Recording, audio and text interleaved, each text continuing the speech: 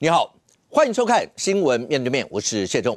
来，开始为你介绍今天邀请到的特别来宾，桌边第一位台北市议员简舒培，大家好；资深媒体人理工男黄创夏，新年快乐。不过今天最快乐是黄国昌；资深媒体人陈敏凤，大家好；右边为你邀请到的是立法委员岳仁之，大家好；桃园市议员备少将俞北辰将军，大家好；资深媒体人康仁君，大家好。好，今天是2025年第一天元旦，那当然新闻面对面的所有的工作人员、所有的观众朋友，大家阖家平安健康，那这一年顺心如意。那开春第一天，这第一天里面。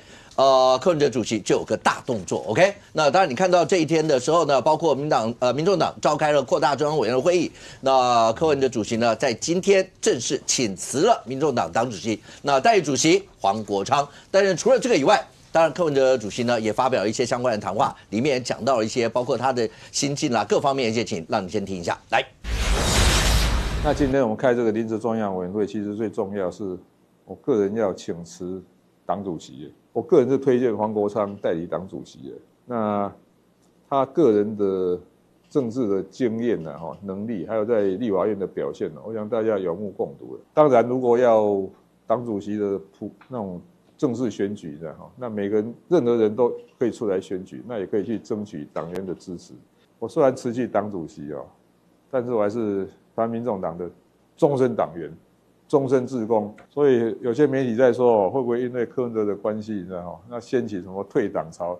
在这个地方要拜托大家，你知道请大家支持台湾民众党，特别是支持柯文哲的人，你知道更要支持台湾民众党。好，我就在讲。好，加油！学姐那是被告还是证人？被转被告了没有？好，那今天柯文哲主席呢正式请辞了民众党的党主席，在媒体上的报道，好，黄国昌接代理党主席。那当时现场的氛围呢？那据张小树出来转述讲说，黄国昌和现场全场的人大家都大哭，因为舍不得，毕竟柯文哲是他们大家的阿伯，大家是一家人，有感情或什么。那有人说希望柯文哲主席担任荣誉党主席，他不要，等到有一天清白，他要走大门再回来。庄家。今天其实我们等一下也要讨论。今天赖总统发表谈话，当然你说对岸习近平也发表了一些谈话，那包括朱立伦主席呢也发表，那这对我们国内整个政坛未来是重要的事。可是大家一定会把目光焦点会摆在柯文哲主席这一块嘛，因为他在今天元旦第一天，然后请辞了党主席，北检抗告，高院今天看起来裁不裁，但是不管今天不是今天就明天啦，也一定会做一个相关的一些裁定。那这些对于包括柯文哲主席来讲，影响有多大？那个抗告，你自己觉得未来会怎么样？今天是元旦，议员赴死，万象更新，所以柯文哲决定迈向新的生活。你会看到这是10年来第一次看到他穿了这么不一样的西装对，所以代表着他迈向新生活了。那迈向什么样的新生活呢？他终于今天整个中央委员会开了，正式请辞了党主席嘛。然后在这里面呢，其实你会看到又有一个新的里程碑。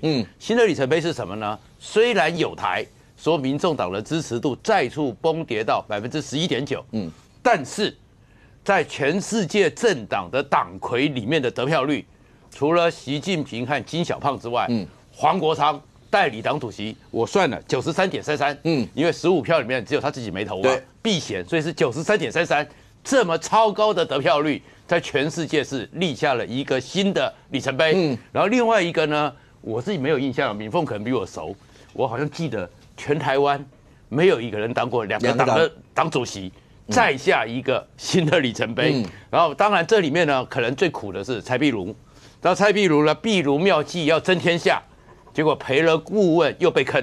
那为什么要坑呢？就刚刚你提到的抗告嘛。对，那抗告这件事情，先回到柯文哲那一天在跟裁庭的时候。对不对？突然之间就讲了1周之内要处理党主席的问题，由黄国昌处理，所以黄国昌呢就愤而离席。然后大家一直在讨论那个愤是愤怒的愤还是兴奋的愤，对不对？就出来了嘛。然后结果今天柯文哲就请辞了，然后黄国昌就代理了。但是你回到司法上来讲，现在昨天晚上北检又抗告了，对，然后抗告的过程中里面，除了特别强调说，橘子绝对不是爱玩的小朋友，而最重要的是实质影响力。所以刚刚提到了蔡壁如又被点到了嘛，对，所以蔡壁如在最后一段的时候就讲到说，你看你让蔡壁如在整个证词、供词出来之后，都要冒着7年的伪证罪是7年吧？是7年下有期徒刑， 7年这样的风险。可见实质力影响力有多强？因为他特别提的那一段就是蔡壁如，因为大家在讲那个里面有一个答案写 Win W 那到底是谁？然后后来讲说在起诉里面讲说是蔡壁如有证称，那是柯文哲。蔡壁如还出来讲哦，如果起诉真的这样写，他要告检调。对。然后后来他有讲说他是被诈骗取供。我昨天就讲，如果以诈骗取供这4个字来看，他确实有这样讲。只是重点在诈骗，意思就是说，对我讲了。可是你们骗我，你们诓我，你们不知道用了什么莫名其妙的方式让我去讲了这些东西。他后来今天有解释嘛，就拿了一堆东西出来，然后就叫我认是不是这什么20年前的？他说谁记得？所以但是检方就用这个，反正就是打蛇随棍上嘛。你既然说不是，检方就干脆拿这个出来说，哦，你看阿贝确实有这样的影响力啊，大家都开始翻供啊，所以这实质影响力嘛。然后当然，所以今天他就要证明说他没有实质影响力了。他不再是党主席了，所以今天其实你会看到，因为今天高院的更裁庭，可能是目前的新闻是说，也许是明天嘛。那更裁之后，那如果再度发回更裁，然后就是如果再发回北院，他总要准备一件事情，因为他就是在更裁庭跟北院讲说，1个礼拜之内要处理党主席，至少要给北院那3个法官，说你看我说到做到，然后争取不要再继续被要不然就家宝。对啊，第一个不要被压，这是最重要的啦。再来就是可不可以不要再加保了？7000万呢？再加电子脚镣嘞，3000万、7000万，接下来会不会1亿2千万？对不对？那个数列游戏越来越高，而且感觉检方有一点在挖矿，就是因为他的起诉书里面对于金流一直讲不清楚，但是透过那个状况，大家觉得说，哎呦。还真的有钱，所以可能都是他一个，但是这个实质影响力里面，当然能不能过关还不知道，因为今天呢，虽然整个中央委员会处理了一件事，但是有个谜团，还是没有看到。你不要再讲那封信了，就是那封信啊，你要讲那封信吗？所以到底还有没有寄出来吗？是，那你赶快告中华邮政嘛。遗失信件是可以告的哦，可以要求赔偿哦。中华邮政已经出来，几乎是拿中华邮政的名誉出来担保，说不可能发生。就如果你有寄，中华邮政保证一定不会丢。现在已经变成这样嘛？中华邮政出来跟你讲不可能，最起码我这一部分不可能。北所出来讲的比较含蓄，为什么？因为北所是说以他们柯文哲是申请解除禁令嘛，那个通信禁令。北所说如果是这个样子的话，我告诉各位，如果在北所是本来有禁令的。然后如果解除信要出来，北所一定要看过内容，要盖过章，你才能出来。所以北所的意思是说，如果你有寄，一定是专案处理，不可能丢。可是他不能明白的大辣。我平常讲，北所知不知道柯文哲寄了没有？知道。他当然知道，只是北所不能讲。为什么？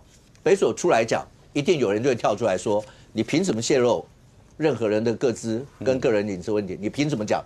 北所你不能。所以北所讲的已经是。找到唯一能说的方式，他就说这种方式是一定要经过这个程序，所以如果有，一定不会丢。北所也只能讲到这，但是北所的态度很清楚，他的意思就是没有。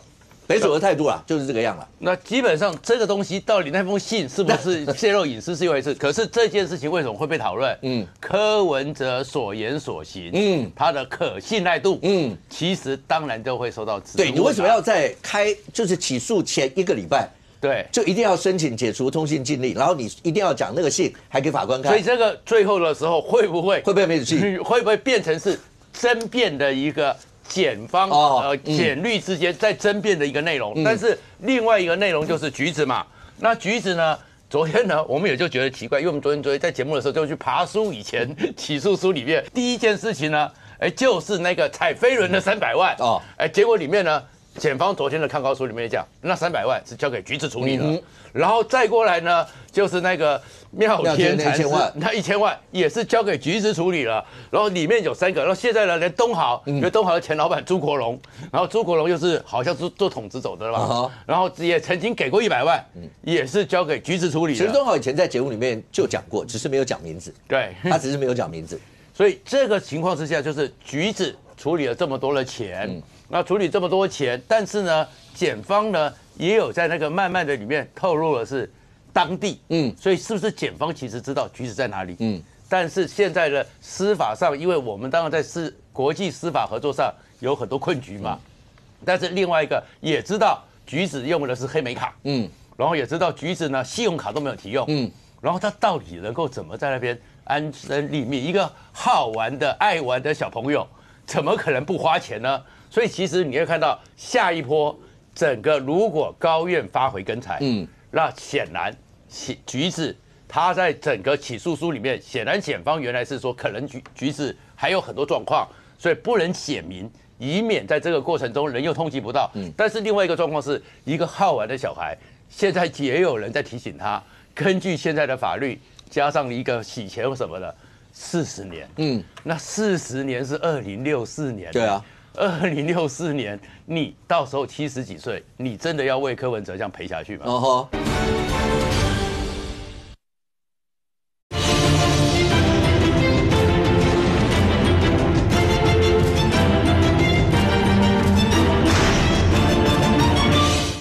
那40年是2064年，对啊，2064年，你到时候70几岁，你真的要为柯文哲这样赔下去吗？那当然，对很多人来讲的话，都会觉得说，如果这么淡化橘子的角色，那橘子早就应该回来，那是常理上大家一定都会这样讲。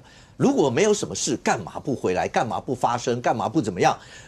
可是当然，你说在法律上面来讲的话，那需要更多的一些证据来堆积，是不是有这样的一些情形？可是目前看起来的话，但任俊是那橘子呢？检方现在要把所有的宝都压在橘子身上吗？后来啦，对，因为超达刚讲那个昨天的新闻稿里面，蔡壁如也扮演了一些角色，虽然那个新闻稿没有写是谁，只说证人，本来在这拒绝讲的话。结果出去以后就反，当然大家一看就知道是谁嘛，不是吗？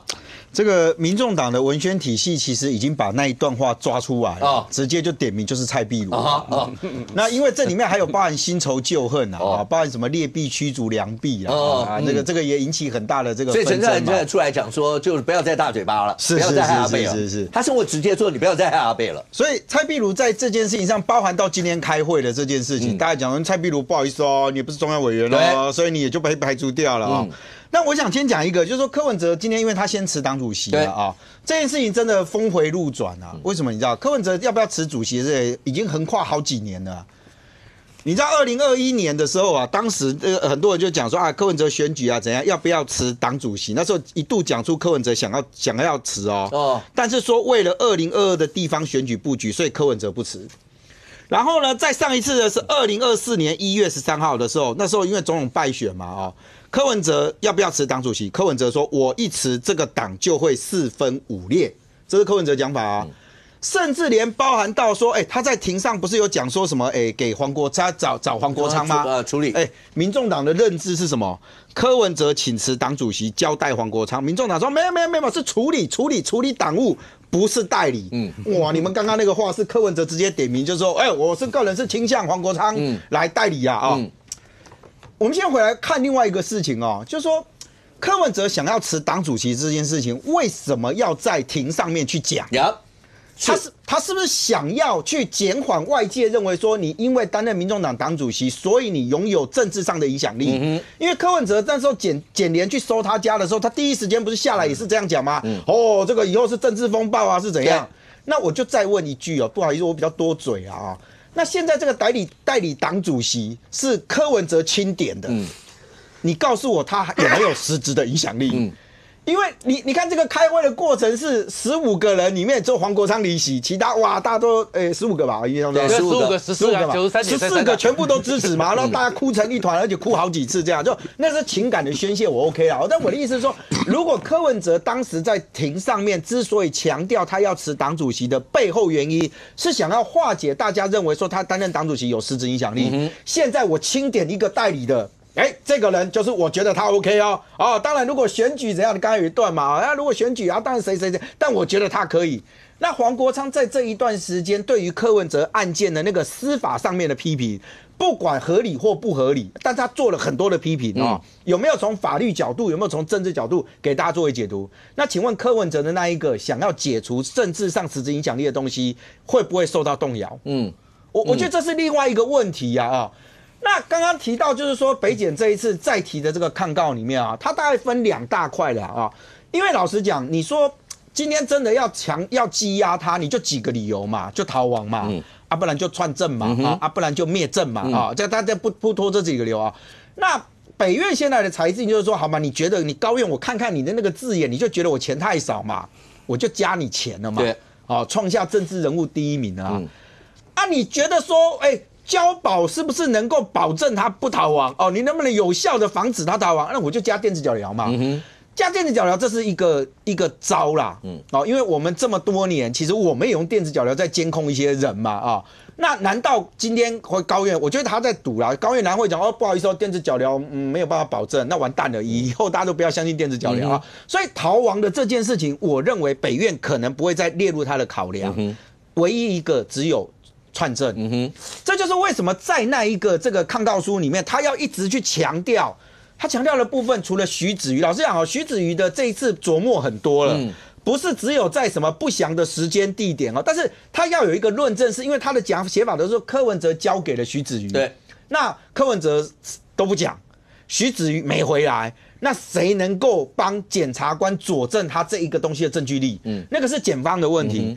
但是他还有一大块去写了什么？去写了，不好意思有些人的证词改变了包含到就是大家讨论的这个蔡壁如的这个那大律师你也知道，就是管你有没有诈骗或怎样，你最少最后面看完，你总文字要看一遍，你要签名你夯不啷当签完了，现在出来说没有我讲的不是这样而且蔡壁如还详细的讲了一下当时的场景。而且蔡壁如在他后来现在讲的这一块，好像他在侦查庭的当证人的过程，他对检方呛得蛮凶的。是因为他还讲说你检方说那如果是这样的话，你就是这样。蔡壁如还跟他讲没有，不是那不是我讲的，那是你讲的你这个对话讲到这么细那我就问，笔录上面当时你在看的时候你的证词你看的时候是不是如你现在所讲的那个你签了名？还是其实上面也不是？你现在讲说如果你今天北检把它写到起诉书里面，我就要怎样怎样，那你就去做嘛。对那你去做嘛。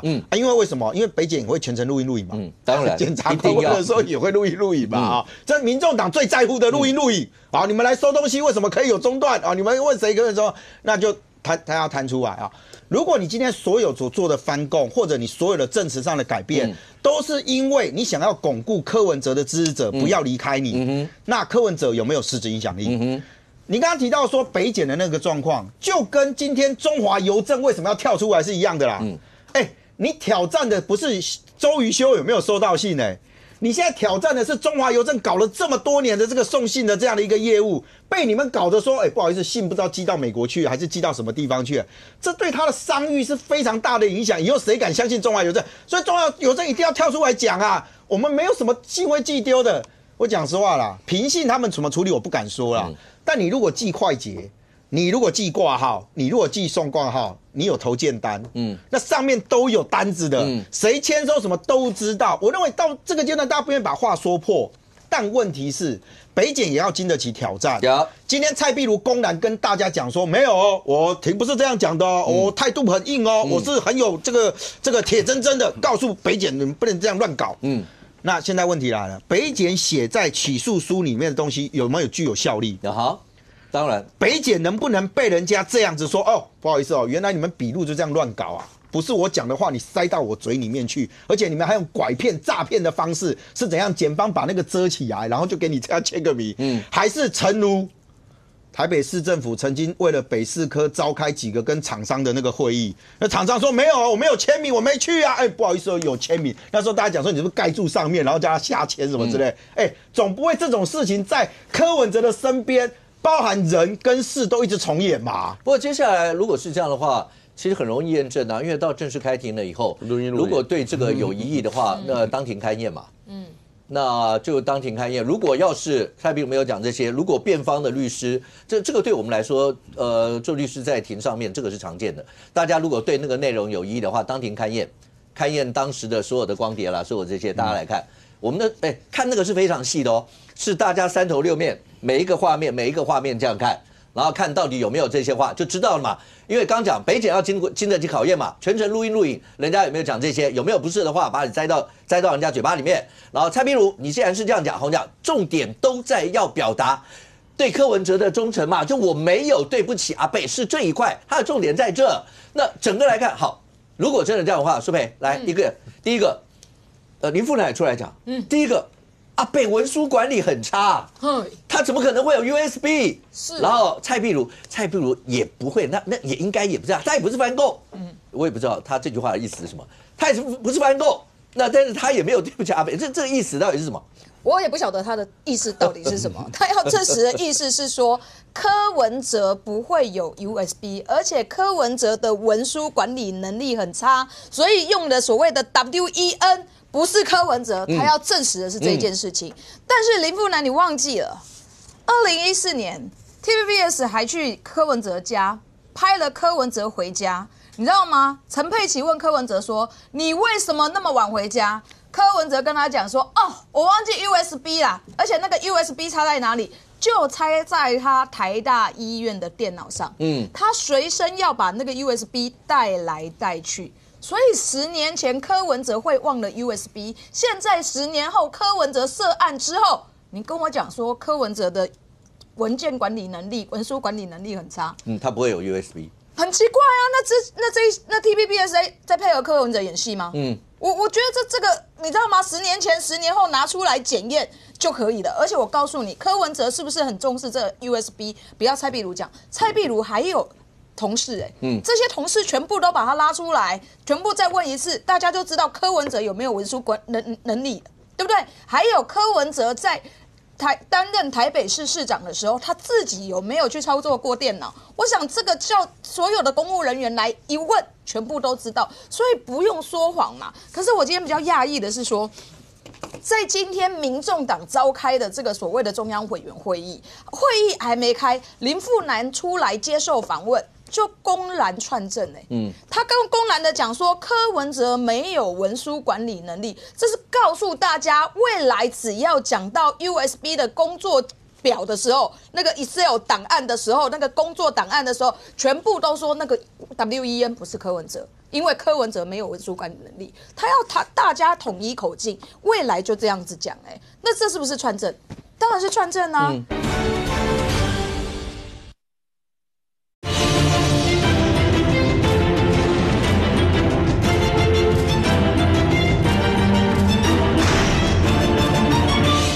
因为柯文哲没有文书管理能力，他要大家统一口径，未来就这样子讲那这是不是串证？当然是串证啊。那北院有没有看到？北检有没有看到？北检我相信他一定看到。在接下来的这个如果这个高院如果真的裁定这个要跟裁要求北院再重新裁定的时候，我认为检察官一定会把这一件事情拿出来讲。就是说你看，不止蔡壁如翻口供。包含林富南中央委员也全部用串证的方式，想要企图来影响证据。但我要给大家看一下，在检察官所起诉的起诉书的142页里面，他其实是怎么讲的？他跟这蔡壁如说A131的行动硬碟里面有些被告写给柯文哲或柯文哲写给蔡壁如的相关的内容，他要去验证他说他是不是有写这些东西。蔡壁如说有。再来，他就想说。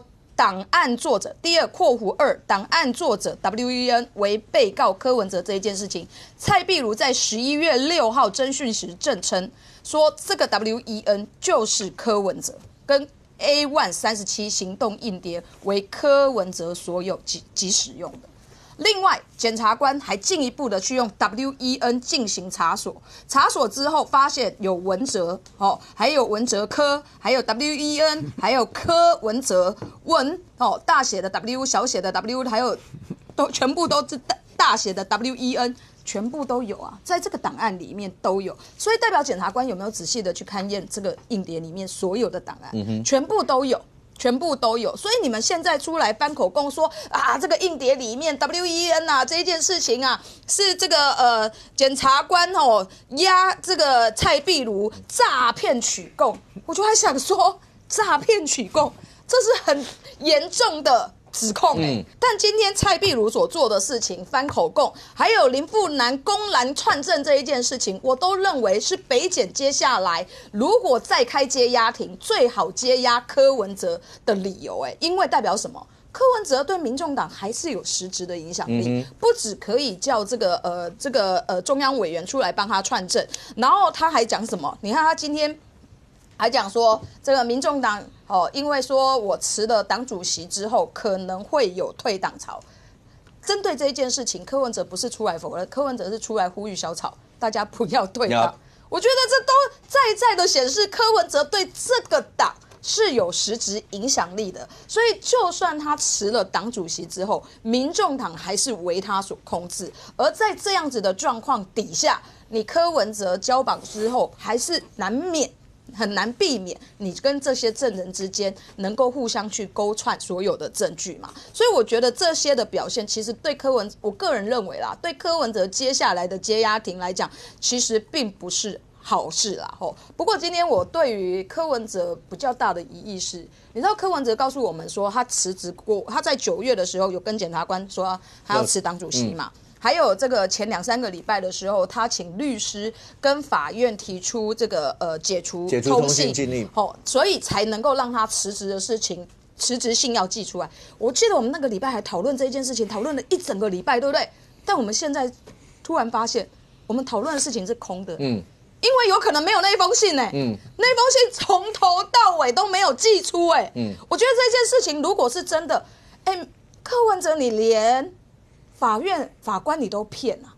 好不容易法官把你解除的禁止通信，就是要让你寄出那封信，让你可以说服检察官、说服法官，说我对民众党的影响力变低，实质影响力变低，让你可以交保。但如果那封信彻彻底底的没有寄出，然后你今天又在民众党的中央委员会演出这一出戏。哇，我觉得这对柯文哲接下来是不是有可能再回到看守所里面？我觉得这个几率非常非常的大。北检的抗告最新的讯息是，那高院女生说预估在晚上9点以前，会有高院做的一个决定，那会直接出来。那到底结果会是发回还是驳回？像这样一些情形，那我相信大家都会密切的注意这一块。当然，不管你说发回驳回吧，将军好歹来来去去。3000、7000加一个电子脚镣这些，可是一直有一个问题，大家知道实质影响力，好了，这个词是从阿扁那个案子开始出来，实质影响力，各位你知道实质影响力，你听这几个字你就知道了，他的意思就是说你没有位置，可是你还是会有那个影响啊，那为什么在这阿扁？他还是党主席的时候，大家都在讨论他有实质影响力。他是等到辞完以后，才会有没有实质影响力的问题。但不管怎么讲了，现在柯文哲做的所有动作，就是在告诉北院，如果好，甚至告诉高院，你们都不要再想我会不会有直接这些事了，都不会，我已经辞了。可是真的有影响力，如果照刚才舒佩讲的，当他对小草呼吁，对所有这些呼吁。所以能呼吁的人叫柯文哲，不见得叫柯主席啊。这就是讲以前将军退伍了，卸甲归田，我就是把我的盔甲脱掉，所有的武器交回国家，一个人回去耕田了，这个就是完全卸掉权力。如果你卸甲归田，几万个士兵跟你一起卸甲，将军不干，我也不干，你耕田，我跟你去耕田，有没有实质影响力？你的影响力不是因为你有将军这个头衔，而是因为人家跟着你这个人。现在柯文哲就好比他卸掉了党主席的职务，他可以公开跟小草说：“你们不要离开，因为我还在民众党，你们要坚持下去，支持柯文哲就继续留下来。”这有没有实质影响力？如果今天柯文哲讲完这番话，民众党的那个党员谁理你啊？退党噼里啪啦全部退光了，柯文哲的影响力可能降低。可是如果今天柯文哲辞掉党主席，不但没有人跑，入党的人还加多。这柯文哲你有没有影响力嘛？数据讲话嘛，数据来讲话，不会因为今天你不是党主席了，一票人就离开，就不加入民众党了。不但越来越多，那你是不是党主席很重要吗？那话回来讲到蔡壁如，大家记得蔡壁如说他从北到南拜了好多家的庙宇，20几间，然后求签都觉得很心痛，这表示什么？表示柯文哲被押进土城看守所之后，按照蔡壁如他们的研判，这个民进党绝对不会放他出来，一定压到天长地久。所以呢，蔡壁如去作证的时候，该讲的都讲，可是我就放出来了，你这个民进党怎么会把柯文哲放出来？这太离谱了！我这讲的话会不会完蛋啊？所以是这个以身试法。他这个我觉得真的是以身试法，为什么？他讲的这些太严重了，我看了真的惊悚他说检察官问他说，我不知道，这太久了，我记不起来。那么一张 A4 纸问我这么多年前发生的事，我真的不知道。然后他说检察官就说，给你5分钟，考虑一下。那他这句话真是经典，他说我不回答你，我犯法了吗？我不回答你，当场就要把我压起来吗？我个人认为，如果蔡壁如这么带种，他真的可以当民众党的党主席。面对检察官，如果可以这么坚定、这么坚决，敢这样对呛，他可以当民众党党主席。因为我们上过法庭嘛，面对检察官也好，面对法官也好，没有人敢这样呛的。真的，即使我们是君子退下来没人会说我就将军、检察官，你给我立正站好，绝对不敢啦。除非你打算很惨。没有人会这样做，蔡壁如也不会这样做，所以他为什么把这个事情做这样描述，由新闻媒体转述出来，就是表示柯文哲放出来了。如果我当时所讲的这些事情真的被揭露在起诉书里面，我完蛋了。大家知道为什么柯文哲对于蔡壁如不是主席对党员哦？柯文哲对于蔡壁如是主人对于部属。不是长官，是主人。我再强调，是主人对部属。陈建奇君死罪。讲对了。陈义奇君，讲对了，是主人对部属。连讨论都不行，你不能在外面恣意妄为的讲我。没得讨论。柯文哲当年从在这个台大医院地下室当医生的时候，他唯一全心全力跟着他人是谁？跑了很多，最后蔡壁如留下来。所以蔡壁如最大的优点就是他能够受得了柯文哲。所以柯文哲给他所有的命令，他叫使命必达。所以后来到了市府，他只带了一个人去，就是蔡壁如。蔡壁如还提早跟这个台大医院申请退休，跟到了这个台北市政府去。他到台北市政府之后，柯文哲全部的市府他不相信任何人，只相信蔡壁如。所以蔡壁如初次尝到了什么叫做一人之下，权势之上。整个台北市我只听柯文哲的，柯文哲以下都要听我的。所以蔡壁如从应该是说2014年跟着柯文哲开始闯荡政治舞台之后，他真正自己打出名号的不是在台北市政府是2020年他当立委，他当立法委员，他觉得他是一个角色了。所以当你唯一信奉的主人发现你自己变成一个角色的时候，其实蔡壁如就已经转变了。所以这一次柯文哲的蒙难，柯文哲的进入这个土人看守，他认为他出不来。可是呢，突然间出来之后，他突然间醒过来了。我现在什么都不是了，我也不是台中市政府的顾问了，我也不是什么民众党里面重要的这个中评委员了，我只是一个党员。那我怎么办？我会很惨，所以他才冒险去翻供。那这个翻供，他认为在他的政治智慧里，我帮了柯文哲，我宣誓效忠。可是蔡壁如这次真的是犯了众怒，犯了所有民众党的众怒。民众党这么多，你看这么多的党员、党公职，有没有人出来讨伐过被通缉到2064年的橘子？到目前为止没有没有人说橘子该回来了，老板对你这么好，快回来，没有人啊，橘子就是小朋友爱玩而已，干嘛要这样子搞他，对不对？他这样欺负人。可是蔡壁如不一样蔡壁如讲了这一番翻供要帮柯文哲的话之后，是连发言人、连那个党团的这个主任那个陈志汉都开骂小草里面开始攻击他，攻击得多凶啊！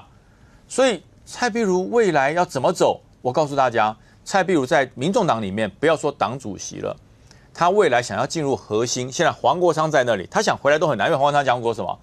主席就是柯文哲，我跟他谈什么？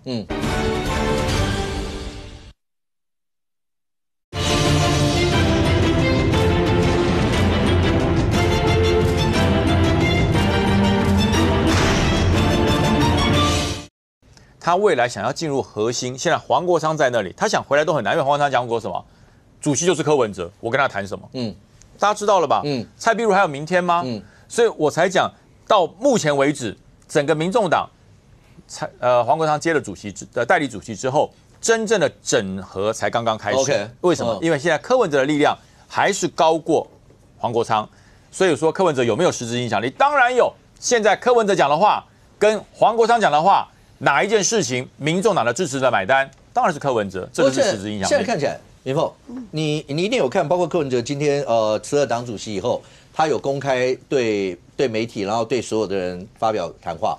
那里面他讲的言辞的非常恳切，然后他对他自己，他讲说他还坚信他自己的一些善念的一些的理念，然后所有讲那些东西没有任何的批评，他就讲说他也没有怨念对这整件事情，然后讲他自己的心路历程啊，所有那些某种程度也是希望不要创造，包括不管让北院啊，或者所有这些法官觉得说我出来以后就会跟你们对干吗？我出来以后就会在政治上面腥风血雨吗？他是要降低这样一些的程度吗？检方就是要抗告高院，好看今天到9点的时候，到底他的那个裁定会是怎么样？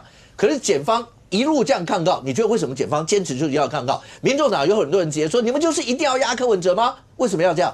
对啊，这个柯文哲就是一个157智商的人嘛，那这个时候就有点像啦，他就是把自己弄得很正常啊，好，然后很正义，然后我还是一个阿伯这样子，那疯狂是你们北检，你们北检不晓得怎么样，怎么搞的，一直要弄我明明就很正常，然后我是一个被迫害的人这样子，我觉得他说他相信有一天大家清白以后，那要直接从民进党大门走进来，他不要接什么荣誉主席，什么都不用。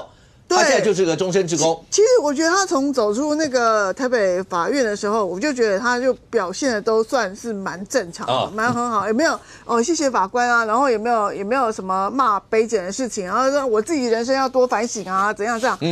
也就是说，我其实没有像你们讲的，在你们外面讲一些乱七八糟。他要是他以前一定先骂我们一顿啊，你们这些鬼名嘴什么东西的啊，那怎么样？那钟小平啊、游淑慧，你们这样。他都没有啊，他比他们还正常。那这有一个原因就是说，他要凸显他自己是一个没有怨恨，然后所以对疯狂的是北检，不是他。那这还是很多人都帮他骂啦，他不用自己骂嘛，对不对？有些人骂的要比他更疯狂啊，对不对？陈志涵啊什么的，以为这些人疯子就别人做就好了，我自己做正常人不就好了吗？所以我就设定一个人设，我就重新把人设弄回来，然后我开始孝顺爸妈。我觉得最令人，我觉得很多人都不会反驳的是，我爸爸好像快要这个没几个月了，怎么样？然后他又要去新竹，这谁会去骂一个就说面临爸爸生死的人这样子？所以说，我觉得他出来之后的表现是蛮 OK 的，但是因为疯狂事情是有人帮他做了，那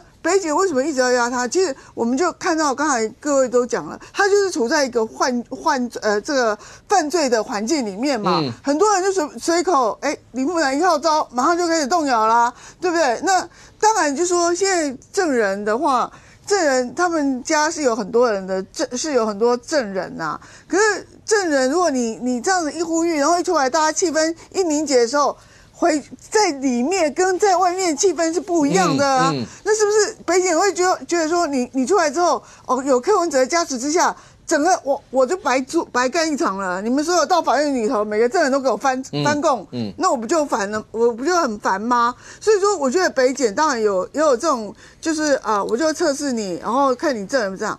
可是我总是有一点怀疑，可能是我是小人呐，我也承认我是小人。我觉得北检跟北院呢，有一种在把北的钱逼出来的感觉啊！真的，就是我现在第一次去3000万嘛，第二次去就7000万了，好吗？这次再进去要多少啊？1亿，好，佩奇已经定存了，然后谁什么已经都没有钱了，那这次如果再交保，你要从哪里挖钱挖出来呢？那我有点很好奇，如果这次再交保，因为你同一组法官，除非你北检，因为你现在的麻烦在于橘子没有办法起诉，变成共同被告，那就有人逃亡的话，你就可以把他羁押嘛。可是你现在橘子在逃亡，你没办法起诉他，那我是不是我钱金流呢又被国民党那些人批评说太少了，没有对价关系？可是你知道吗？林姿妙也是没有钱的，可是他也是贪污的财产不明罪。我觉得国民党有一些人真的很可怕，讲话讲得很可怕。然后再来就是，所以说我都一直怀疑说，这次如果再交保，因为同一笔法官嘛，他的除非像郑文灿那个是大概有最高院有交下来说，好像要转变这样。那如果说这批的法官，我顶多外面压力这么大，然后你蔡壁如又翻供，我觉得这次橘子关键角色少了一点，蔡壁如的事情可能会被抬出来说，真的有人就翻供了啊。所以说，那我如果再不压，我就加保金。那我就看你柯家从哪里加，从哪里拿出来，我们也期待啊，对不对？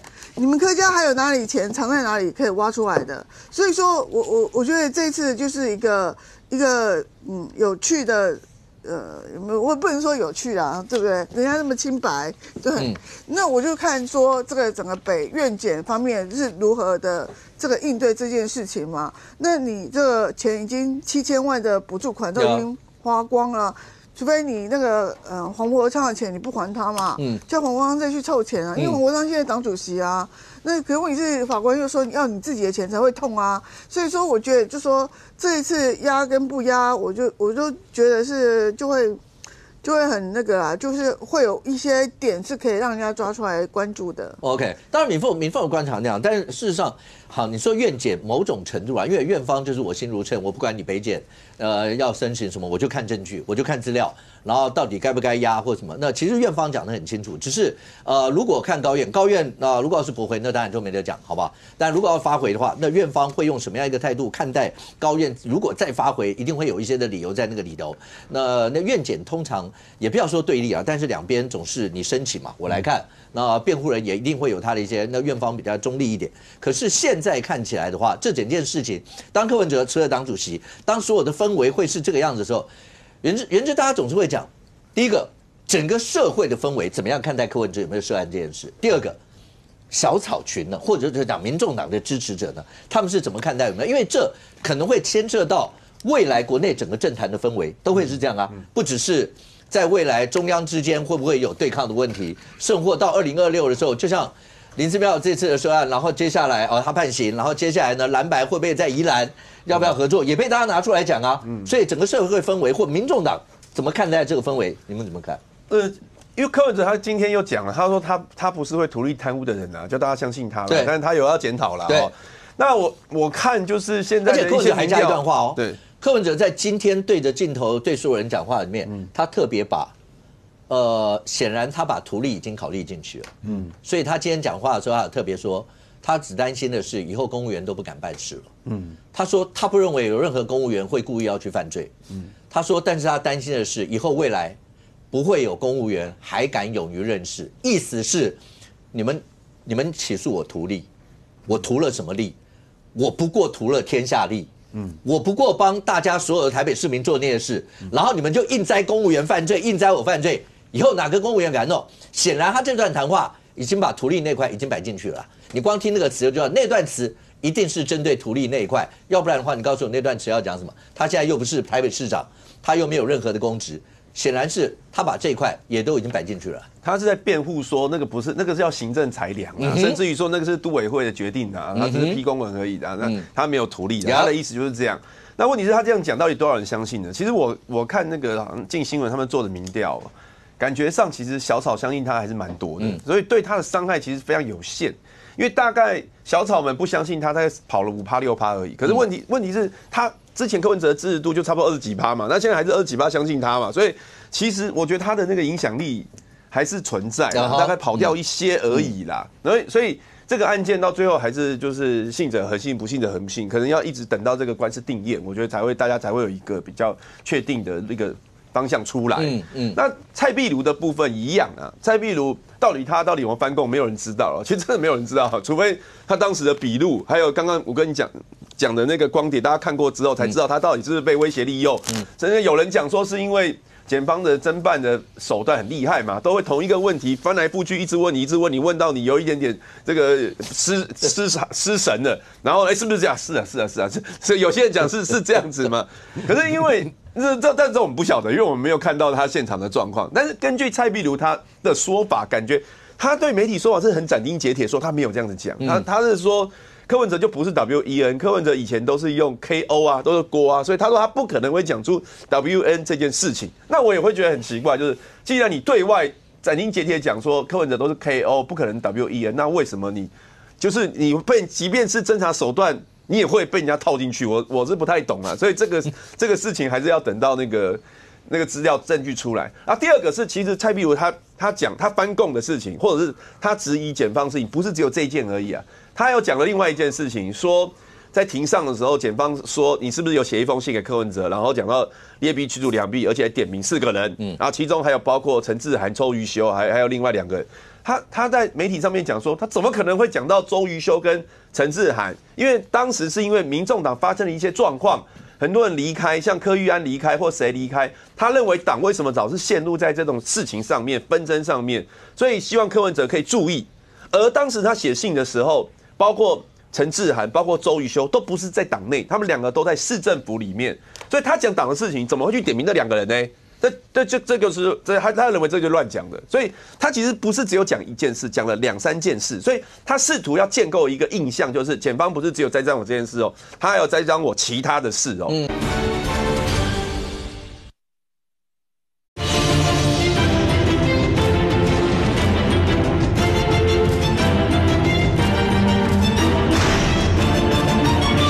他还有栽赃我其他的事哦。那至于说到底是怎样，我还是要讲，我真的不清楚。那不过相信他的人，就是民众党的人都倾向相信他嘛，所以林富南就会帮他讲话。哦，那不相信他的人就会觉得他在乱讲。那不过我觉得镜新闻有一个民调，我觉得大家可以参考一下，就是这个民调，他说柯文哲因为金华城改建案在12月26号遭到检察官起诉。就你了解资讯，你认为检察官起诉柯文哲的证据充不充分？那认为不充分的是比充分多，认为不太充分的有 43.9%， 认为还算充分的有 39.7%。那我觉得可以去对照另外一个也是金新闻的民调，那个民调是问说你认为柯文哲有没有收贿，然后有 56.4% 的人认为有收贿，这过一半。换句话说呢，这个有认为有收贿的人是比觉得检察官起诉证据不充分的来得多。那至于说孝威哥讲的那个宜兰林姿妙造成那个蓝白合的问题，我觉得是这样，如果蓝白不合的话，宜兰要能够我们要继续执政，我觉得是有点难度。我是觉得有点，因为现在确实蓝白合的氛围是比较强的，尤其是执政党是比较强势的情况之下，再也如果没有办法整合的话，会比较弱，而且我们没有适当的人选。因为很多人讲说，国民党不是有一个那个吴宗宪要选宜兰，可是宜兰人很重视人亲土亲这件事情，所以林姿妙虽然他好像被认为有官司或什么之类，但对于他连任完全没有受到影响，因为他平常就是很像妈妈型的，每天跟人家把诺，然后都可以叫出人家名字，人家不在乎。那吴宗宪有没有这个时间？就是说他一直去跑宜兰，然后去跟你怎么讲？我觉得有难度，所以宜兰要蓝白合，我觉得机会赢的就会比较高。我刚刚为什么讲说，那柯文哲主席今天在民众党的临时专案委员会里面请示了党主席，然后他还面对镜头发表了一些的谈话。你要听得懂柯文哲主席讲的那段话的一些内容。创价他讲说他知道他是清白的，他讲了相关的一切的东西。然后我刚刚讲为什么他要特别把公务员这段拿出来，但他从头到尾没跟你讲图利2个字，但是他告诉你没有公务员会故意犯法，他告诉你那如果这样的话，以后哪个公务员敢勇于任事，意思讲白了，他实质上是在为他那件事情的图利，他在告诉大家讲说我没有，而且你们这样会搞得以后市政迟滞不前，会变成这个样。那有人讲说，就像刚才元之讲，但是经过整个事情，不管你是图利罪、收贿罪，然后你说侵占公益侵占啦，或者背信这些，从这整个事情呢，大家才发现，柯文哲跟2014年的柯文哲，他自己今天也回想2014年的柯文哲啊，就大家回想起来的回想的感觉是不太一样吗？是这样吗？基本上呢，我完全可以理解元之刚讲的那一段话。因为2月1号快到了，然后元之当然很担心。你说他要来白河，希望可以支持他。对，希望能够过关嘛。现在拔得头筹的叶元之，对不对？所以那是一回事。可是回来了，这里面其实重点是什么？2014和2018嘛，因为讲的那个300万就好，他是当时是看到陈明文的那条新闻嘛。然后就2018，他当年说如果有300万，如果有300万就好了，对不对？当时是有点亏民进党的嘛。但是为什么这样亏呢？其实是2014他选得很漂亮，然后他也充满了自信，原来树人从政是可以这样子摧枯拉朽，一阵旋风，那时候还叫做外溢效应，李正浩发明的嘛，对不对？所以他觉得他很厉害，但是后面才发现，其实2014的时候没有民进党的澳援，没有民进党的协助，要打这样一场战争，一场选战，太多的人脉资源其实是民进党。但是2018他打得好辛苦啊，最后险胜3000票，3000票，然后阿北回来了，可是回来之后他的心也变了，他其实应该是对于那一场的艰困非常有感觉，因为当时是2个大党全面的夹杀，要资源没资源，要人脉就说对不起，我们下次再见面，所以他其实是，所以后面他会开始认知一件事情，所以你会看到刚好包含起诉书里面跟整个沈庆基开始见面，然后现在开始又讨论的雨果市场。对，雨果市场也是很奇怪，是市长亲自去人家那边呢。那后面人家有所求你的时候，金华城是沈庆基来你这边，这个主从之间，你可以看出来，他其实对于资源这件事情变成他心中的一个心魔。而这个心魔呢，后面又要选总统，那选总统的时候呢，2次郭台铭这么有钱，那郭台铭亲口说他柯文哲从来没跟他要钱，希望是真的。那所以资源。所以他一直在乎的是资源，可是在乎在资源之后，后面呢？如果他今天出来之后没有所谓的公益新债，没有说这个飞轮的那300万，因为那个300万并没有进到政治现金里面去嘛。如果都没有，他还可以说是建党基金。可是你看到他出来到现在为止没建党基金都不能讲，因为他整个的崩溃是开始看豪宅、买3办，然后现在是不是拿出来变成是交保金？所以他其实就是资源之后，他又不信任任何人，大概除了橘子之外，所以一切拿到自己手里，拿到自己手里之后，最后宫中府中聚为一体，家中和党内聚为一体，所以他完全乱了。可到现在为止，你说他有检讨吗？那一天不是他才出来的时候，和东豪2个人在讲，然后你就说什么他不会有反省吗？我们2个人都打赌3天，你看果然是3天，3天之后，柯文哲还是会回到自以为157可以去操控讲很多话，然后最后他相信可以说服别人，可是关键还是资源这件事情。但是他的错误在于说，他至少阿扁当时还可以有女儿陈淑仪出来讲说，民进党哪个没拿我爸的钱？那现在民众党很多人说，那笔钱怎么没到我这里来？所以柯文哲真正的差距就是公私之间完完全全自我崩溃。OK。是不是有没有听到今天柯文哲讲的还有一段话？他说他最感动的一段是他有一次被侦讯了大概快12个小时。他说上午8点提讯到晚上8点，然后当那个囚车回去的时候，那天还下着雨，他看到在北首外面还有人举着牌子，他就想到当时去年11月15号6点协议完，还记得吗？各位有一个画面就是柯文哲，我记得黄珊珊他们坐在旁边，然后大家都在哭，然后他们讲了一句话说。阿贝不放弃，小草不放弃。他说他现在要讲的是倒过来。小草不放弃，阿贝不放弃。希望所有的小草们，大家要力挺民众党或什么。显然柯文哲知道这些事情，所以他现在用的这些温情喊话，生活把以前那些全部都拉回来。然后后面包括如果真的讲到跟这案子有关系，他没有跟你实际讲什么贪污受贿图利，但他就用那些词去告诉你我不是这样的人。所以整个看起来，我相信这篇稿他也是照他平常来讲，我觉得应该自身去做过这些内容。我觉得很有趣啦，他从他第一次的被交保，然后到今天的，他都讲的是我相信我自己的清白。一个人清不清白，为什么要相信？我有没有做？我有没有做嘛？你看刚刚小虎哥所说的，他图利的部分，现在有这么多台北市政府的公务人员站出来说，当时就是你柯文哲要我做的，而且你便签有写，包含彭正生都说是你指示的，你为什么不敢回应这件事情？在柯文哲第1届的时候，有没有沈清金有没有要求560更高的容积？有，但当时的林清龙、当时的林周明挡住了，不愿意给，说不可，所以这个沈庆金、威金集团跟台北市政府打行政诉讼。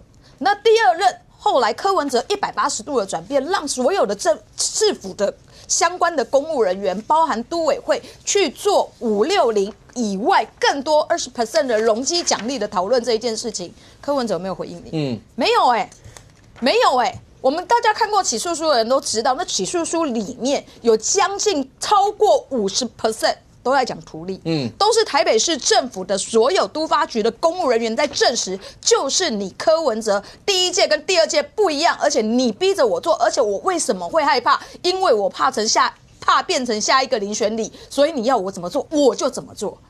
柯文哲有没有回应你这件事情？没有啊，他继续呼吁小草。反正就是如他跟陈佩琪所说的，这个案子就是要打成是政治打压。所以针对实质的内容，我完全不讲。这个被台北市政府同仁指涉我有图利，而且我有180度违反法令的这个事情，我完全不说。而这个相关的这个刚刚大家讲的收贿这一件事情，如果按照他跟橘子之间的这些安排，我已经把这些钱都已经安排好了。反正你也找不到，所以我就把它形塑一个就是政治打压。他现在要做的就是这一件事情。如果这件事情是这样的话，那现在大家又在讨论那个雨果市场。雨果市场，你有在议会有质询过这件事情？有啊。然后那天就媒体描述是说那天阿北还暴怒骂了那天我不知道吴音宁他骂了吴音宁那一段吗？说难道他在暗指我们会贪污吗？那天是什么样的场景？这个事情大概是这样，这是柯文哲第1届。要连任第2届的8月的事情，我大概是8月的时候进行质询，而我那时候的质询是因为吴音宁有一个针对雨果改建比较好的版本，他让这个楼层高一点，让冷链可以直接从中南部把这个相关的蔬果运到台北市之后，能够直接进冷链，保持那个蔬果的新鲜。而台北市政府的规划是每一层楼没有挑高，全部都是3楼3楼3楼，所以所有的货运必须要到台北之后要卸货再搬上去，所以就无法那个冷链就无法维持。所以我觉得这个版本吴音宁提出来，曾经送到市府去讨论，但市府不愿意讨论。当时是所谓的双首长会议，双首长会议就是公务局局长，当时的局长是彭正生，然后还有产发局的局长林崇杰，他们2个都不愿意讨论。所以我知道了这个版本之后，我借由总质询的时间跟柯文哲提出质询，我的出发点是良善的。我出发点良善的原因是因为我觉得如果有一个比较好的版本，而且依照吴音宁的版本，楼层数那个楼地板数啊比较少，钱就会比较少。我提醒柯文哲，结果没有想到柯文哲生气。我善意的提醒你知不知道这个版本？柯文哲说为什么会在这里讨论这件事情？很奇怪。吴音宁如果有问题自己提出来讨论，然后我把这个版本介绍完之后，他就说我不相信我们整个市政府所有的人输给他一个人，我不相信他有那么厉害吗？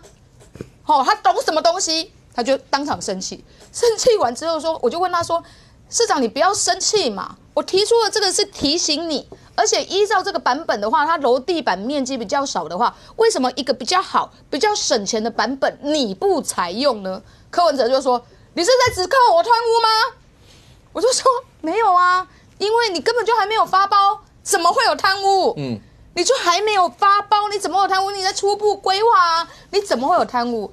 那时候我真的觉得很奇怪。然后反正那一次质询之后，我就叫减11亿嘛。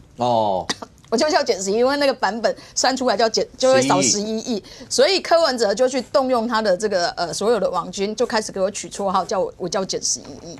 你知道我那时候真的觉得很疑惑，我这件事情不是吴音宁叫我帮忙的，是我听到，然后我觉得这个东西应该要拿出来提醒。我那时候真的觉得说，为什么柯文哲会那么生气？可是你现在看起来就是说，难怪生气嘛，因为他早就已经锁定好某一些事情，而这个事情是什么？当时我在刚当议员的时候，雨果市场的改建，其实在万华就已经风风波波。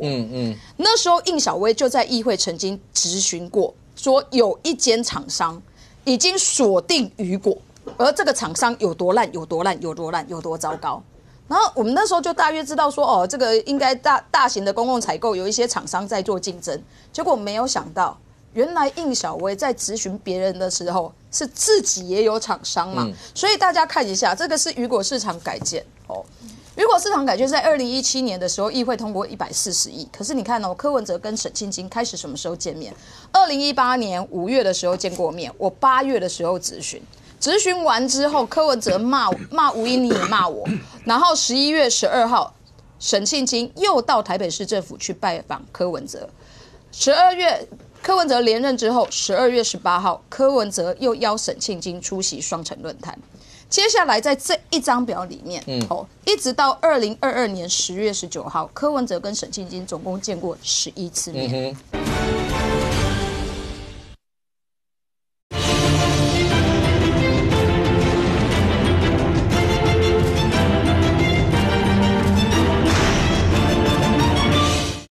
接下来在这一张表里面，一直到2022年10月19号，柯文哲跟沈庆京总共见过11次面。而这里面最有趣的是，2019年7月7号的时候，蔡壁如传简讯给李文忠，要求李文忠隔一天，也就是7月8号，跟柯文哲去拜访沈庆京。这一天的聚会里面，柯文哲在沈庆京的总部留了2个小时50分钟，近3个小时。结果这一天是什么？是雨果市场公告采购的第一次招标。你会觉得非常讶异，是台北市政府有一个重要的工程上网公告，结果市长当天晚上去这个厂商家，而这个厂商就是想要这个来招标雨果市场。这没有瓜田李下吗？这没有瓜田李下吗？后来2次的流标之后，柯文哲改变了发包策略，把6楼以上减项发包。减项发包之后，又被沈庆京邀去见面，去共进晚餐。第3次2020年1月3号得标了，然后2月15号、2月20号，沈庆京又跟朱雅虎来拜访柯文哲，这么密切的交往，你不会觉得有问题吗？所以雨果市场，如果就是说金华城这个案子现在目前有图利的问题，雨果市场里面市府所参与的人员几乎完全一模一样，主要的人物包含柯文哲、沈庆京、应晓薇、吴顺明、彭正生、李文忠，全部都在里面。那所以这个金华城案，如果现在证据巩固，那雨果市场呢 ？OK， 不过现在看起来，根据网络上当然有人在讨论，也说什么阿贝自从这整个案子以后，有一些金句，那些金句有人在讨论这些。可是刚刚我刚才讲说，为什么阿贝要特别在今天讲话，把公务员那些拿出来讲？是。那林智妙听完以后，会不会觉得说对啊？那为什么要判我？我也没有任何前途问题啊。然后你现在判我一个叫图利，一个叫做财产来源不明。那图利对啊，那公务员谁敢做事？现在不就这样？这个柯文哲在稍早之前已经正式写成文字了，发到他的脸书上面去了。刚刚诚如主持人所讲的，事实上他确实没有提到他的案情怎么样，他也没有为自己辩白啊。但是呢，这里面有提到了一个面对这个案子，我还是相信公务员。我认为公务员不会故意去做违法的事，我们要相信人类的善良。我很担心经过这个事件以后，公务员以后更不敢做事。不好意思，我个人粗浅的文字解读就是，就算这个案子有问题，也是你下面公务员搞的，因为我尊重你们，我就完全相信你的专业，这是他的说法嘛。包含到说黄国昌说柯文哲在这个应讯的时候休息时间都不休息。为什么直挺挺的看着那个监视器，仿佛看到赖清德，好像说还是说什么柯文哲对外讲说很恨什么的，没有你们民众党不要乱传话因为柯文哲说什么？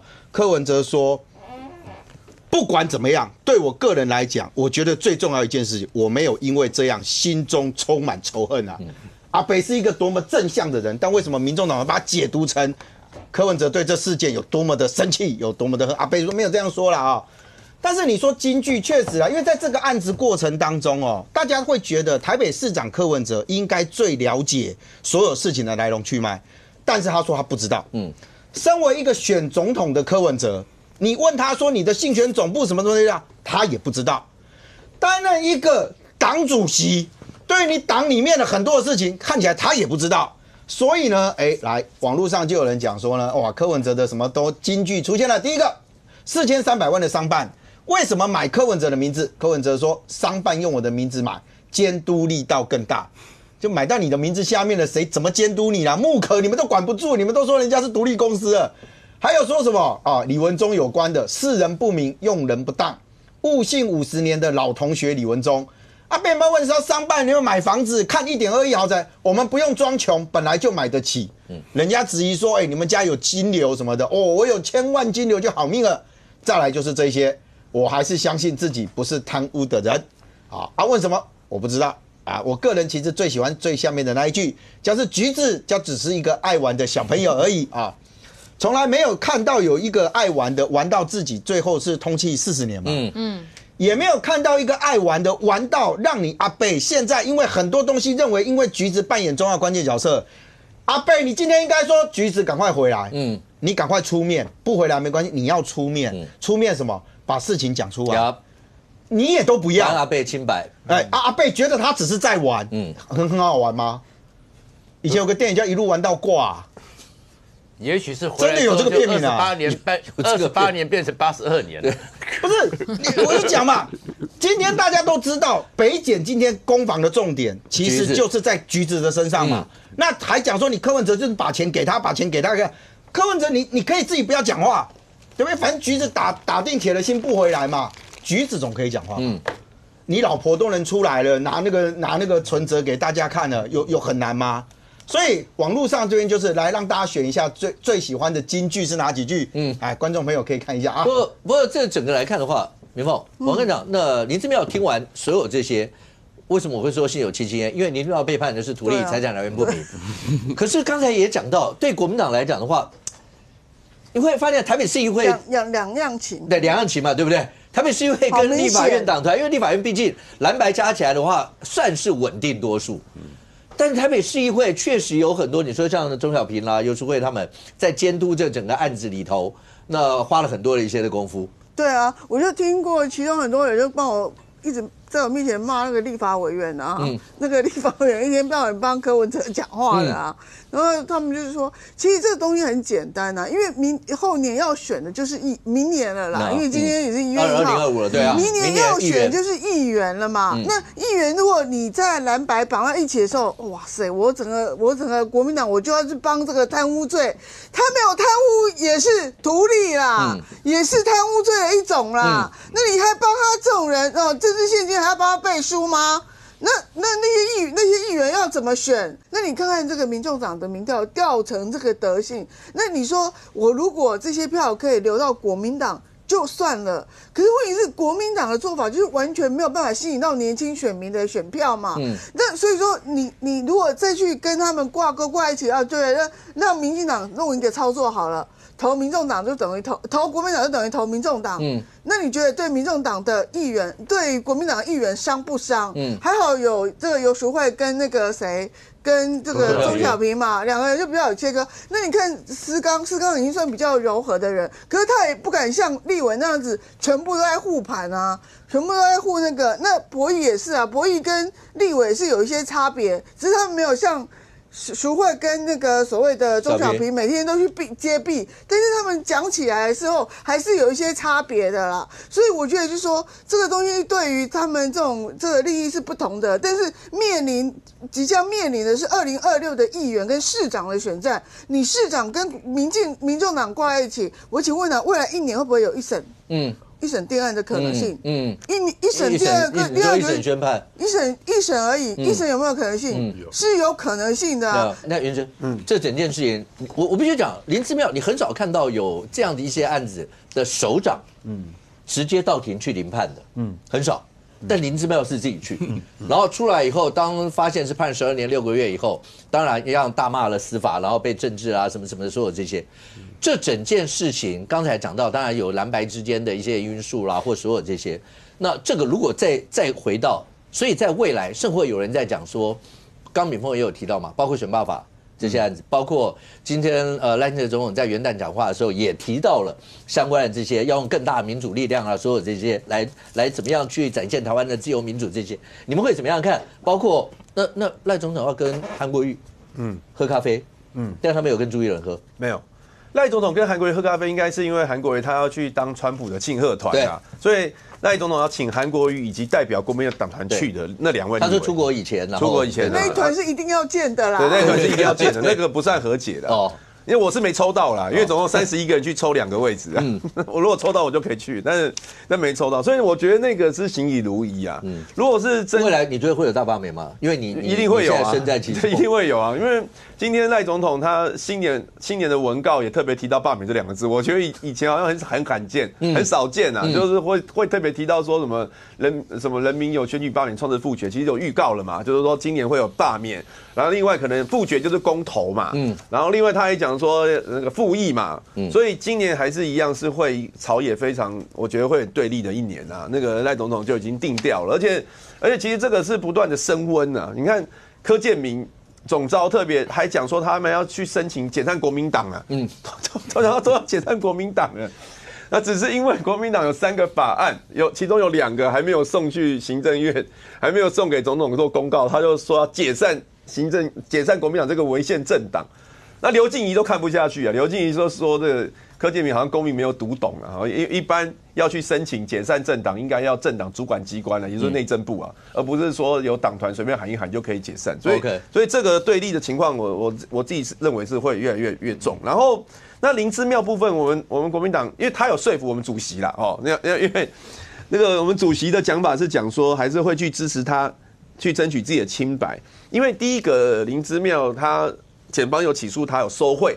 那这个部分，后来法院是认为他没有收贿，然后另外认为他图利的是一块土地，到底要不要科土地增值税？大概100出头万嘛，那121万，121万。那不科土地增值税的原因是因为那个土地有取得农地农用的那个土地证明，农地的土地证明，所以可以不用征。可是检察官认为说他不应该得到这个农地的证明，是你林姿妙你延长了让他取得土地农地证明的关系，所以你有图利这个，我觉得这个部分是有讨论空间的，也不认为说好像国民党要去帮他辩护就会被他拖累了，我不觉得是这样。你自己对于2月的所谓大罢免潮，因为有媒体有报说，好像是在你生日的时候，他们说什么第1阶段达标这些。对，第一个我不知道，就现在不是说就职1年内不能罢免吗？不知道为什么有那种达标这种事情，我是觉得蛮奇怪，可能是说他们收到的份数有超过第1阶段需要份数。那当然那一天我过生日。其实我平常我也没什么在过生日，可是我那一天就一直接电话，你对于这个生日礼物如何，就觉得很烦呐。而且我被骚扰，不是只有我在生日被骚扰，我觉得那个民进党有一些人失心疯。有一次我去参加一个公祭，这个将军有参加过公祭吗？公祭就是去跟那个往生者的家属致哀嘛，致意，然后就等着要进去的时候，就一个民进党的议员就跑来这边挑衅我，然后就说，你们才办法怎样。然后我就稍微回答他，我就知道来者不善，因为我平常我不会跟他讲话。然后呢就来挑衅，后来我一直要避开他，他一路跟着我，然后最后他还偷录音，然后最后呢就把这东西拿到网络上操作，又跟罢免团体一起喊说要罢免我。我就说你们要罢免是你们，我们也不能说你不行嘛，因为法律就规定可以罢免。可是连在公祭的场合，我要去致哀，我都要去面对你的骚扰，然后甚至于说在那个什么我们的新北耶诞城，然后的那个电梯口都被贴一堆罢免叶元之的贴纸，那我就觉得我害到他们，你知道吗？害到反正是因为他们要针对我，所以他们就贴到那边，他们认为说那个东西是很多人流的地方啊。那当然我看到后来罢团说不是他们贴，可是就是这一群要罢免我的人嘛。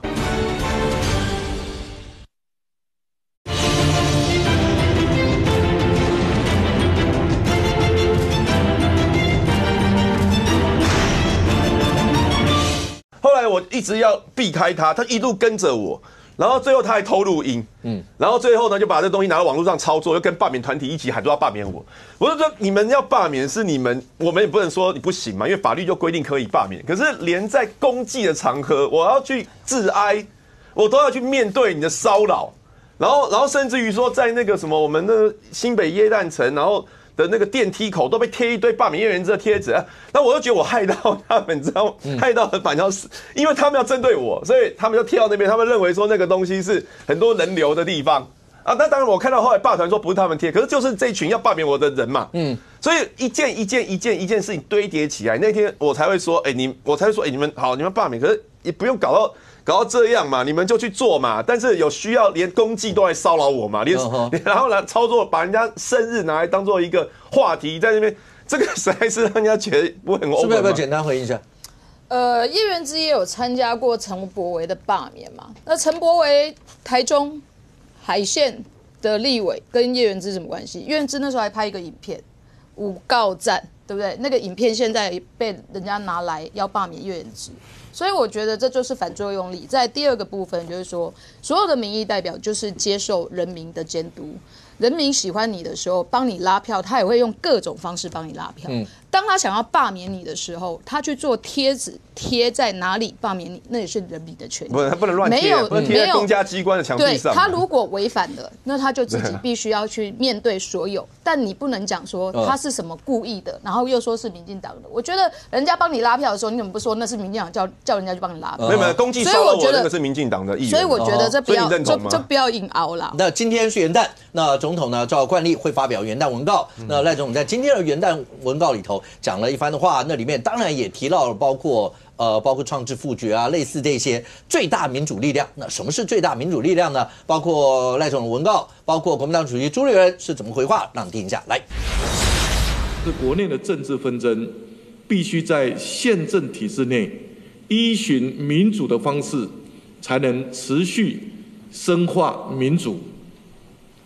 立法院所通过的争议性法案，行政院有权提出复议，人民也有选举、罢免、创制、复决的权利，可以汇聚更大的民主力量，展现主权在民的真谛。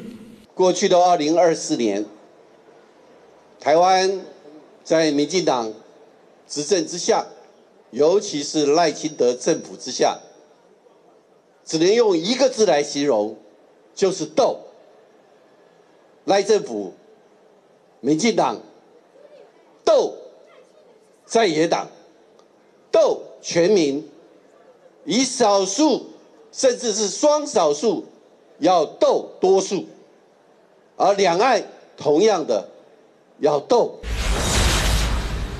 创下，未来2025年这一年，国内政坛是这样的氛围了吗？赖总统今天的讲话直接提到，立法院通过争议性法案，行政院有权。好，第一个讲了复议了，宪政机关申请释宪，维护宪政秩序，人民有选举、罢免、创制、复决的权利，可以汇聚更大民主力量，展现主权在民的真谛。有人就解读说，所以接下来包括复议、包括罢免、包括胜或公投，会不会是未来在国内2025大家会走的一条路？那当然也有媒体就直接解读说，赖总统今天是跟蓝白宣战吗？是喊话人民有罢免权吗？朱立伦主席刚刚直接讲一个字斗。那他希望赖总统赶快回到总统的身份。民众党的回应是，执政党自治自立，让民主成为民进党做主。要不要罢免？其实好像正传媒这个民调，各政党立场差很多。民进党65.6%赞成大罢免，国民党70.4%不赞成。民众党虽然都是不分区，他们也有64%，然后不赞成大罢免，所以蓝白的立场看起来确实比较一致，不赞成大罢免。民进党的支持者大部分人都赞成，就来吧。政治人物在重要场合所有的一言一行，包含穿着，当然他自己会有他自己的讲法，但是大家会有不同的解读。今天早上升旗典礼的时候，赖清德穿的是空军的风衣外套，他要做捍卫战士了。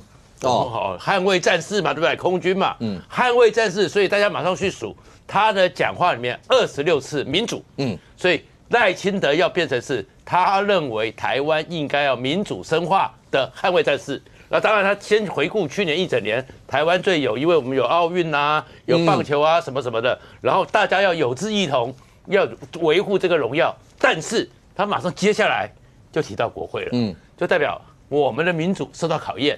然后他里面讲了几件事情，那几件事情里面呢，第一个，行政机关、行政院对于立法院争议法案当然该提复议，有权提复议；宪政机构有权提释宪。然后当然，大家也知道，目前的立法院的结构，目前的这个结构如果没有改变，结局也定。但是他为什么要讲穷尽一切所能？没有办法，所以后面那句话才是更重要的。人民有选举、罢免、创制、复决，这也是宪法给的权利，要汇聚更大的民主，然后这才是民主的真谛。所以他没有讲说他支持大罢免，但是这个是我相信那些正在联署或是在启动超前部署罢免的人都听懂了。都听懂了。攻击发起线，就是开了绿灯了嘛。那开了绿灯了，所以就开始嘛。然后当然这里面其实罢免这个东西看起来2月1号一定会继续往前冲，而赖清德也告诉你了，现在宪诉法大概16号以前大概会提复议，但是复议一定不会过嘛，所以穷尽一切所能。然后至于那个司法院，因为这个有争议，到底谁该提宪诉法的事件，其实有点争议。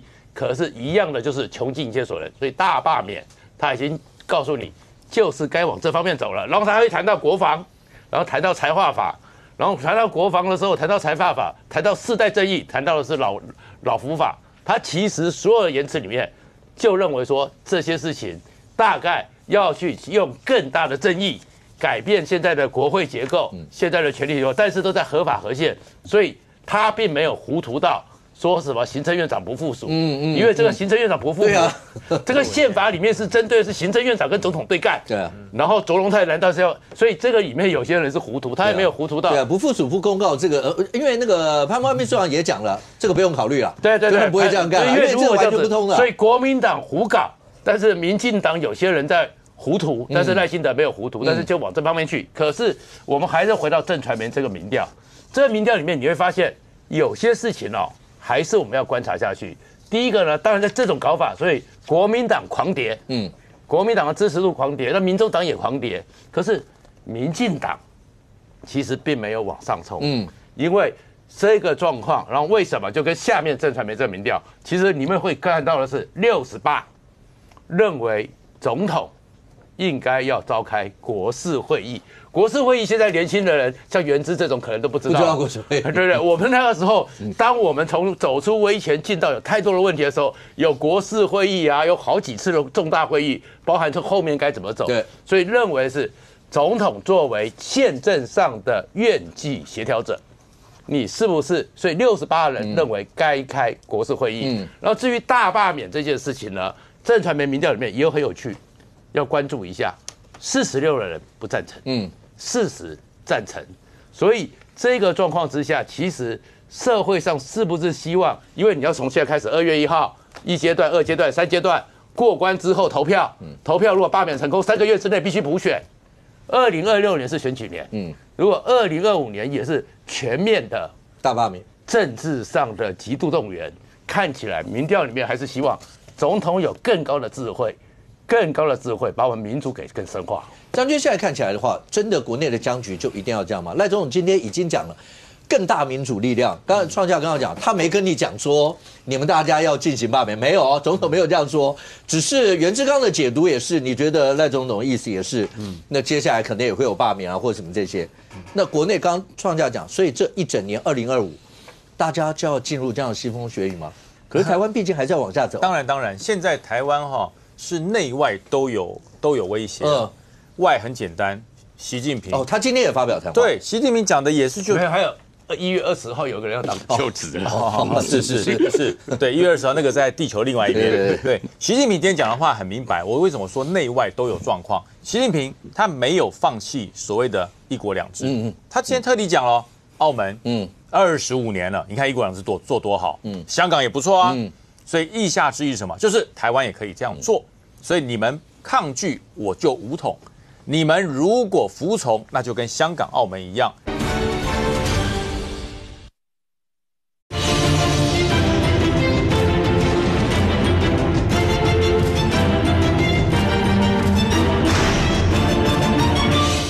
习近平今天讲的话很明白。我为什么说内外都有状况？习近平他没有放弃所谓的一国两制。他今天特地讲了，澳门25年了，你看一国两制做多好。香港也不错啊。所以意下之意是什么？就是台湾也可以这样做。所以你们抗拒，我就武统；你们如果服从，那就跟香港、澳门一样。那我相信习近平这一番话，绝大多数我们台湾的同胞是不会接受的。谁要给你搞共产制度啊？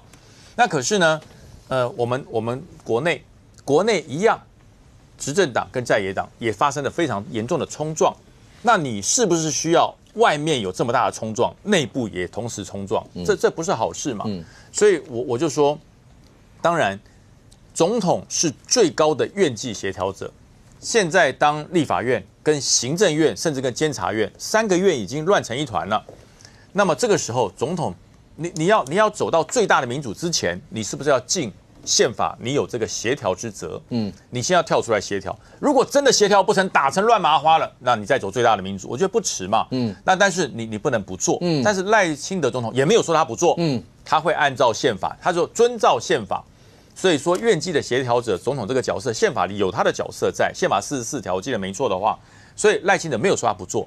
但是呢，国民党主席朱立伦讲出这番话，我听了是胆战心惊。你说斗那个字啊？对，斗跟和，斗跟和。他说2024就一个字，斗。那你说国内的政党之间是不是要谈一谈？我赞成。国内的政党大家谈，这是跟对岸的当然是继续斗啊。你说跟对岸和什么？但是他朱立伦讲了一段话，我听了，为什么我会觉得胆战心惊？他说两岸叫做求同尊异，同的是中华，异的是制度，讲对了，讲对了，异的是制度，这就像人跟鬼都是来自于人，同的是人，异的是什么？异的一个在阴，一个在阳，我们跟共产党的制度就是阴阳之分呐，水火不容。民主制度跟共产制度是可以坐下来谈的吗？如果可以谈，当时两蒋不会来。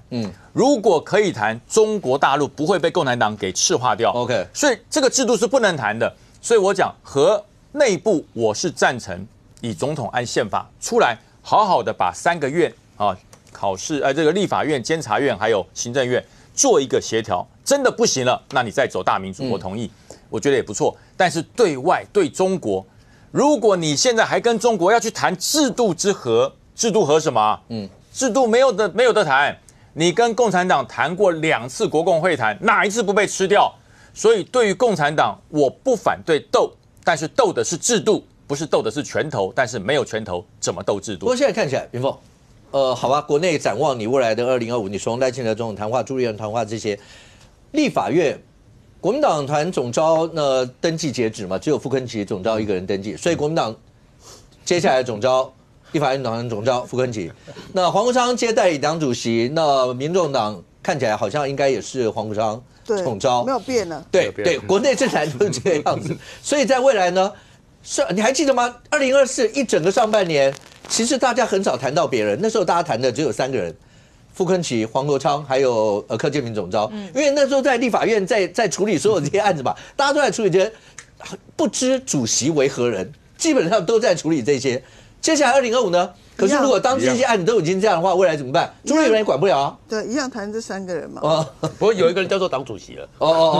不是，我是觉得说总统今天并没有把话说死啊，他否则他就不用说要跟那个韩国瑜喝咖啡嘛。他特别把韩国瑜点出来，因为你刚刚讲那个团是一定要见的嘛。对，但是问题是，他特别讲说喝咖啡这件事情，那否则我根本不用提这个团。好，跟这个，因为这个团本来就会有民进党、民众党跟国民党的人，那这个就是一个，我觉得这样子啊，我觉得就是说，现在要谈和解，就是过去的历史有失败的，有成功的嘛。那个，比如说施明德他和解，咖啡就喝得很好，对，他就很可是陈水扁请。连战那一通就是喝得很不好嘛，大门走出去还没回到国民党部，对，就翻脸了。对，那个合适的事情都是喝过的都没有什么好，互信的程度就很差嘛。所以说，我觉得总统就先从这种我必须要见的团先谈起，谈谈看跟气氛怎么样。那我觉得这个是对的，因为。党内一定有很多人鹰派跟鸽派，好，比如说要谈了，不要去，一定上当。你没看那个陈水扁跟连战怎么样吗？好，一定是这样子。那民进党也会这样子啊。不要跟他们谈，那些人有什么用？你要跟傅崑萁谈吗？一定是这样嘛。但是我要请问总统啊，总统你是不是宪法上面院际协调的人？是。我一礼拜写一篇文章，我就说你应该先出来院际协调，因为你这样三个法案卡在那里，这里是可以协调的。我觉得就算你未来要发起战争了，你是不是要先把这个理由？你说前面这个先做完。对，你现在把理由做好。所以我礼拜二的时候上那个节目的时候，就有一个网友讲得很好啊，他说我们现在就要先看看谁不想让台湾好。如果总统先做了，请大家来喝咖啡，或是做一个院际协调，谁不愿意来协调的时候，就是谁才是要斗的人。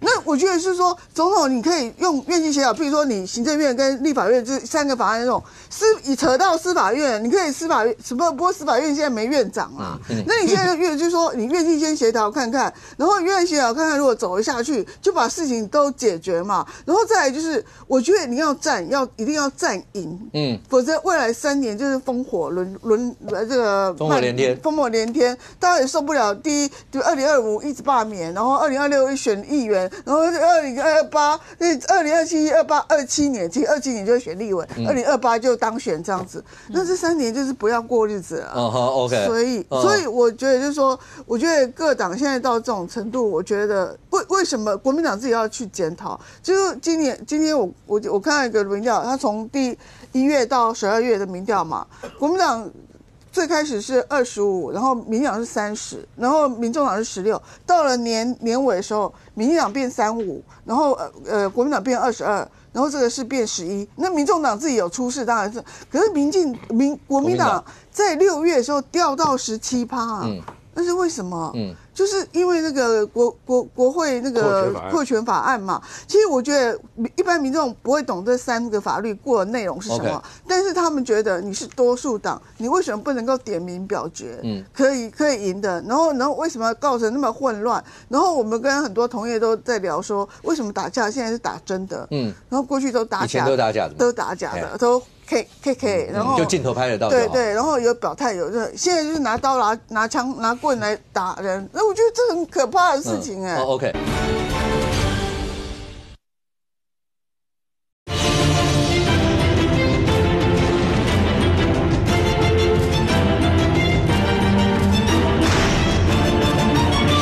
在6月的时候掉到17%啊，那是为什么？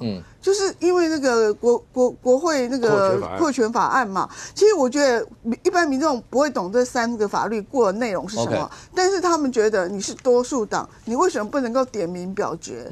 可以赢的。然后为什么造成那么混乱？然后我们跟很多同业都在聊说，为什么打架现在是打真的？然后过去都打假的，以前都打假的，都打假的，都。K， 然后就镜头拍得到，对，然后有表态，现在就是拿刀拿枪拿棍来打人，那我觉得这很可怕的事情哎。OK， 两党来各30秒来。那个赖清德他一直说什么更大民主，我真听不懂什么叫更大的民主啊？民主到底是什么意思？如果看民调的话。包括选罢法好像是镜新闻做的民调，连+1版本多数人都是支持的，财划法也是多数人都支持的。那所以最大民主叫公民复决吗？还是说是罢免吗？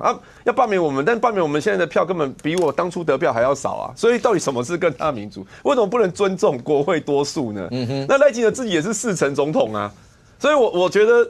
还是希望他不要弄这些话术啦，就是大家其实我们也不喜欢这样吵来吵去，真的其实蛮累的。大家如果能够协调沟通，我觉得比较希望这样。来，苏佩来，国民党加民进党如果真的觉得自己是多数的话，就不用怕罢免，因为他罢免你也是会赢嘛。那我还要强调一下就是说今天赖清德总统的。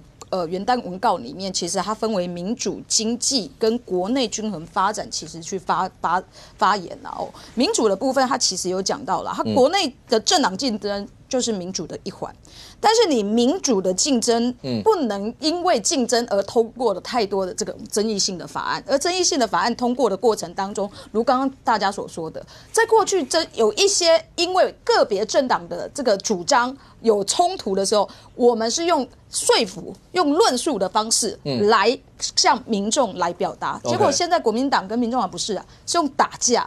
那这一件事情通过的相关的法案变成没有办法去讨论，或者是变成宪政危机的时候，他才会提醒说，人民有选举、罢免、创制、复决，提醒这一件事情。不是挑衅，不是挑战，所以我觉得国民党也不用这个过度的反应激烈啦啊。那朱立伦主席也不要因为没有被邀请到喝咖啡而紧张，因为现在如果是因为院长要这个代表台湾出访美国的时候，去恭贺这个川普的就任的时候，当然一定是这个立法院院长优先来邀请。来，任俊来就是30秒。我觉得赖清德试图去解释刚刚原之质疑的那个什么更大的民主嘛，因为大家听不懂嘛那你说这个行政机关去申请释宪，它可能跟民主没有太大关系，那个是制度给你的权利，所以他提出选举、罢免、创制、复决这4件事。但我想在座大家很清楚，创制、复决不用想。好，我们过去就是还搞公投法，还有很多限制，那大概只有到选举罢免啊。但总统不是没有办法有作为，其实我觉得他有试图想要释出一点善意，所以他混着讲啊，比如说找韩国瑜喝咖啡。那民凤一直觉得就是说你也可以召开院际的这个协调权嘛，这是你总统的权利。但问题就回来一个，韩国瑜如果说我是一个中立的行政院那个立法院院长。我能够去告诉大家做什么吗？韩国瑜已经直接讲了，他说大家要有互信。对，我不知道这个回话，这个就有点尴尬。但因为刚刚创家提到，就是说郑传媒做那个民调是国是会议的那一块，刚刚说有68.5%的民众赞成嘛啊，因为他在这个民调里面有一个交叉分析是针对政党的支持者，你光看绿营的支持者哦，即使面对到这个状况，就是他倾向绿营的人。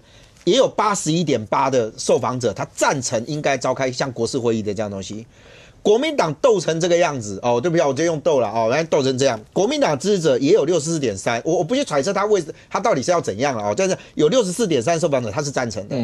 就连民众党这种就是反正大家觉得他们在干嘛，也有76.7%的民众党的支持者是赞成可以召开国是会议哦。对啊，大家都希望坐下来谈。对啊，对啊。就我的重点就是说。开国是会议，过去我们看过很多次，能不能讲出一朵花？老实讲，不敢说，那是一回事。但是你听不听？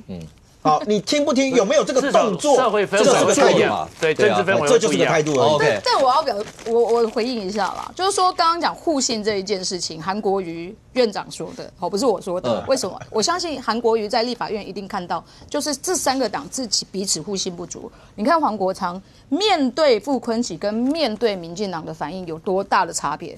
这个图是这个黄国昌。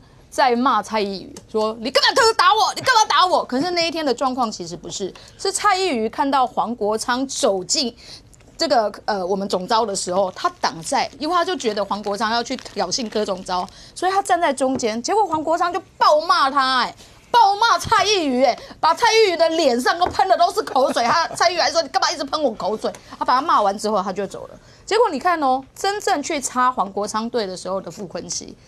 黄国昌还对他鞠一个躬，我要讲的是说，如果这样子，我不晓得啦吼。当然，如果这样子的这个各党的国是会议召开，对于这个国内的政治的进行有帮助的话，那当我们召开。但如果大家是这么互信不足，而且有一些人是借由开呛别人来取得自己的政治利益，这个国是会议召开下去会有什么样的帮助吗？黄国昌上次在讲台上面发表演说的时候，民进党立委就去拍桌啊，这是我觉得人跟人本来就是互相嘛。那他为什么会进去那个小房间？因为柯建铭上个礼拜5答应大家说，吹哨者保护法只开到5点半嘛。那后来又拖延议事拖超过嘛，所以他去表达说为什么协商之后都会不认这件事情嘛，所以我觉得大家要和就是大家互相，而不是说都是你的问题，我都很好。就像赖清德讲说，他以前当立委的时候，国会都没有这样啊，废话，总统不是你啊，总统愿意跟国会沟通，那当然就会比较和谐。OK， 今天是2025年的元旦。那开国第一天，在这第一天里头，看到包括总统所有的文稿，那2025年台湾未来到底会怎么走？我们在十字路口上面嘛，我们到底该未来怎么样让民众看得到我们的整体，不管是在朝在野会是怎么样，我们大家拭目以待。非常谢谢现场所有来宾，也非常谢谢观众你有收看《炫民的妹》，我们明天见，拜拜。